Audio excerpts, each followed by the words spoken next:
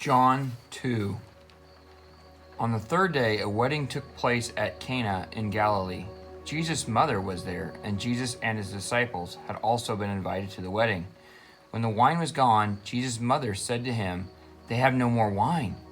"Dear woman, why do you involve me?" Jesus replied, "My time has not yet come."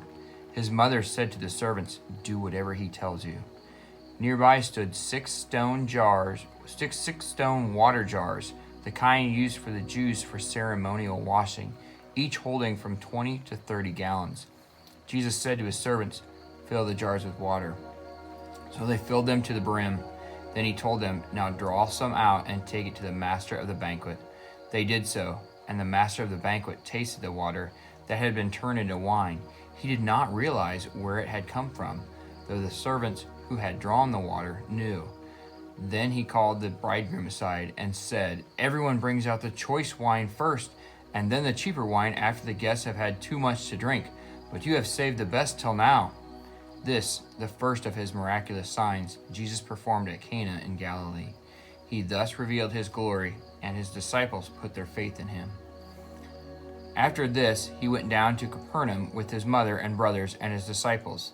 There they stayed for a few days. When it was almost time for the Jewish Passover, Jesus went up to Jerusalem. In the temple courts, he found men selling cattle, sheep, and doves, and others sitting at tables exchanging money. So he made a whip out of cords and drove all from the temple area, both sheep and cattle. He scattered the coins of the money changers and overturned their tables. To those who sold doves, he said, "Get out of here. How dare you turn my Father's house into a market?" His disciples remembered what is written, "Zeal for your house will consume me." Then the Jews demanded of him, "What miraculous sign can you show us to prove your authority to do all this?" Jesus answered them, "Destroy this temple, and I will raise it again in 3 days."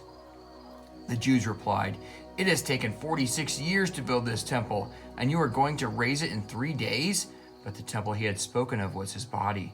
After he was raised from the dead, his disciples recalled what he had said. Then they believed the scripture and the words that Jesus had spoken.